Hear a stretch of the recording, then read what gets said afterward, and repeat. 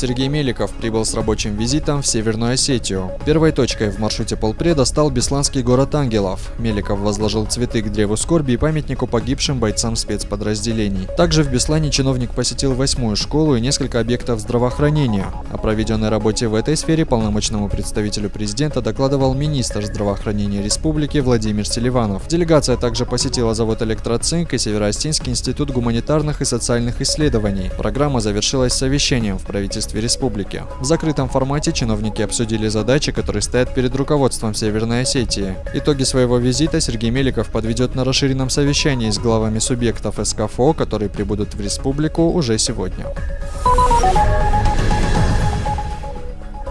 17 семей получили ключи от новых квартир в Алагире. Новый жилой фонд был сдан в рамках программы по переселению из аварийного жилья. В каждой квартире индивидуальное отопление, косметический ремонт и сантехника. В торжественной обстановке ключи новоселам вручил глава администрации местного самоуправления Алагирского района Руслан Хадарцев. В этом году в Алагирском районе под расселение из аварийного фонда попали 40 семей. 23 из них получат квартиры в поселке Бурон. Северная Осетия – первая в России республика, которая получила новую заявку на дальнейшее развитие этой программы. В ней примут участие Владикавказ, Пригородный, Моздокский и Правобережные районы. Мы самые первые во всей России. И в первых числах рабочий день января месяца мы уже получим деньги. Сегодня мы уже разослали всем письма, я всем позвонил, кто участвует в этой программе. Вот эта программа, которая действует по переселению в соответствии с указом президента Российской Федерации номер 600, на территории республики будет реализована в полном объеме и в срок.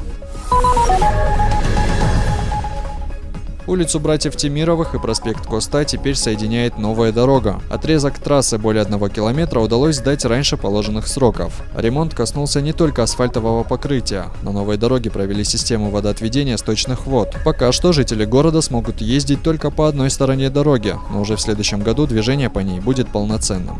Она является очень важной транспортной артерией для города Владикавказ, потому что проспект Коста за последние несколько лет стала очень загруженной автодорогой, поэтому, я думаю, людям станет легче ездить, если автолюбители меня поймут. Сейчас ведется работа по подготовке проектно-строительной документации для того, чтобы обустроить ее тротуаром. Как вы видите, освещение уже есть. И еще одна немаловажная проблема решена на данном участке – это ливневая канализация. Завершение Всероссийского года культуры, а также года Коста Хитагурова в Северной Осетии стало поводом для встречи общественных деятелей при Министерстве культуры Северной Осетии. На встрече обсудили республиканский съезд работников культуры, который пройдет уже в следующем месяце. Также были подведены промежуточные итоги по ремонту ряда культурных объектов. Буквально на днях завершилась реставрация здания государственного ансамбля «Алан». Ремонт Остинского театра также находится на стадии завершения. В планах у министерства построить в селении Даргавс так называемый осетинский хазар образца 17 века. Это у нас второе заседание Совета.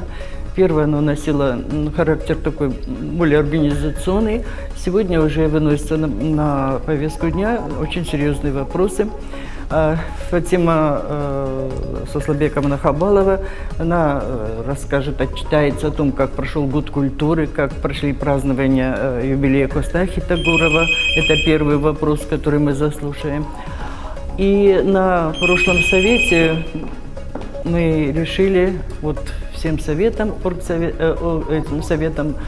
провести съезд работников культуры. Он давно намечался, давно его все ждут. И вот решили на декабрь месяц назначить проведение съезда. На родину вернулись участники чемпионата мира по тяжелой атлетике Руслан Албегов и Тима Туриева. Албегов принес в копилку страны золотую медаль, а Туриева – серебро. Спортсменов приветствовал министр по делам молодежи, физической культуры и спорта Хасан Бароев и президент Федерации тяжелой атлетики республики Ахсарбек Тасоев. Чемпионат мира проходил в Алмате. В общем медальном зачете российская команда заняла 4-е место.